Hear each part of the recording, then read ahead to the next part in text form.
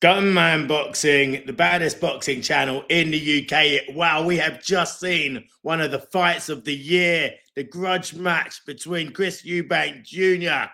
against Conor Benn. It was an unbelievable brawl that took place in Spurs Stadium, but there was absolutely nothing Spursy about that fight.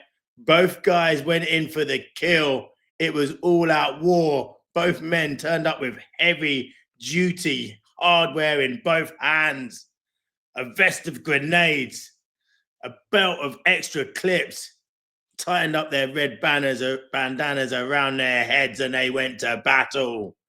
It was unbelievable warfare that took place. It was an absolute pleasure for the fight fans' eyes and their wallets. No one came out shortchanged out of this fight. Great build up, exceptional fight took place. The right man won in the end. Chris Eubank Jr. got the victory. The right man won. He did enough. Both guys were throwing the kitchen sink at each other, but not just the kitchen sink, the dishwasher, the oven, the air fryer, and the refrigerator. Those guys were throwing everything at this fight. No one wanted to lose, and it really showed in there. But as expected, Chris Eubank Jr., he was a bigger man in there. Size did matter. He was a bigger man once the rehydration was done. He looked huge in there. Benn, irky and jerky, as we'd expect he would be, rolling his head, trying to get inside. But Eubank Jr. was just peppering him up like a sirloin steak from distance. I felt the first 4 rounds were quite close, could have easily been even. And then Benn just struggled to get close to Eubank in those middle rounds. And Eubank was just marinating away, peri sauce and everything, He started spicing it up. Uppercuts started coming in.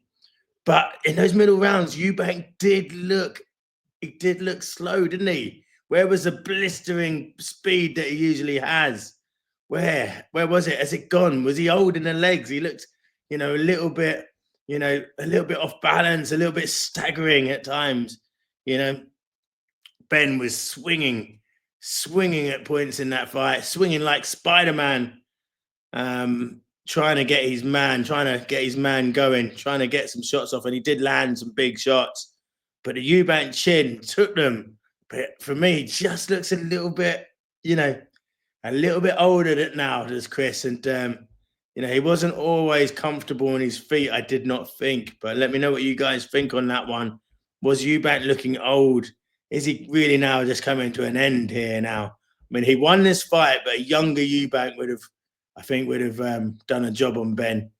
And I don't think Chris Eubank Jr. was taking the punches as well, as he usually does. At times, he just looked like he was swaying like a palm tree in the Bahamas in the middle of the hurricane season. He was just swaying around on his feet, a little bit Bambi on ice, a little bit like a man coming out the Irish pub on St. Patrick's Day. His legs were just a little bit rubbery, weren't they? A little bit, didn't look on sturdy legs, did he, Eubank, at all times in that fight? But Benn is going to come out with serious credit in this fight. The smaller guy, he looked much smaller, but yeah, he was literally button bashing in there at times. Like he was throwing everything at times. His determination, his will, his skill, he put it all on the line. And he can go back down to 147. If he can squeeze back down to 147, he's going to be a problem. Definitely tip him to beat Barrios, I think, on that showing. But yeah, the rematch, we've got to see a rematch, I think.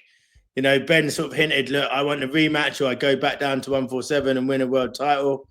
But I think they can do that again, and I think the fight fans will pay to see it again.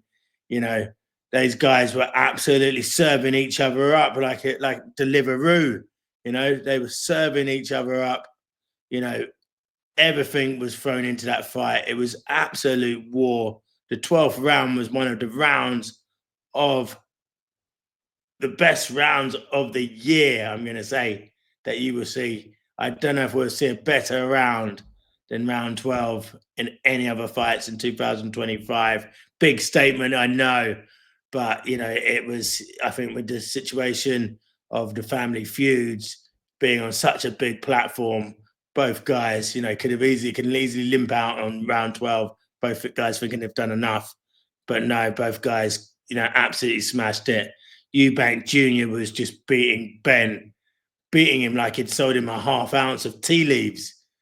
And Conor Benn was just bouncing back like a boomerang, and it made for an exciting concoction. Both styles absolutely gelled. It was a fantastic event. And these new Ring Magazine events are going to be absolutely huge now.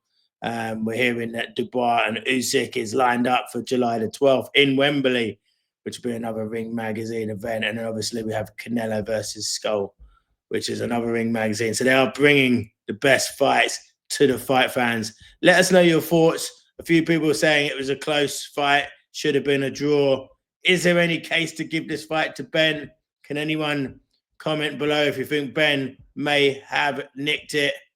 But a general consensus was that Eubank, won by a couple of rounds at least. He controlled the fight in long periods, as I said, with the jab. Was spiteful when he did come in, but Benn rocked him, absolutely rocked Eubank at times in there. Definitely hurt him at times in there. Eubank soaked it up, but it just looked a little bit older and slower. And Benn was just trying to put pressure on him. But fair play to both men's fitness. I don't want to hear anyone saying that was a decent pillow fight. You know what I mean? That's what I don't want to hear that. Both guys put it on the line. Credit to both guys' fitness. Both guys were unreal, like literally all over each other, all over each other like a tattoo. Both of them holding down the trigger and spraying each other. The work rate was unbelievable. Benn looks like he's in his prime, he looks like he's in his prime like an Amazon parcel. And Eubank just looks a little bit slower. He won, but I think he would have won more comfortable if he was younger. The rematch, what happens in the rematch? Well, for me, Eubank Jr., he needs to make that happen quite soon, I think. He's definitely slowing down for sure, which is to be expected with his fight style, which is all action, high volume, savage, spiteful combination punching. It's hard to keep that up into your late 30s. So you just have to think if Eubank's going to take this fight again, it needs to be soon before Benn ripens and, does damage to him. But yeah, what a fight. Could it be fight of the year? Has anyone got it fight of the year? How did you find it? It was unbelievable. I thought it was a brilliant fight. One of the best domestic dust-ups in the UK in a very long time. Let us know your thoughts. Did Benn do enough to win? Do you want to see a rematch? Can Junior go on and win a world title? Can Benn go on and win a world title? Like, comment, and share, my people. Gunman Boxing, the very baddest boxing channel in the UK, giving you guys an insight into the fight game at all levels.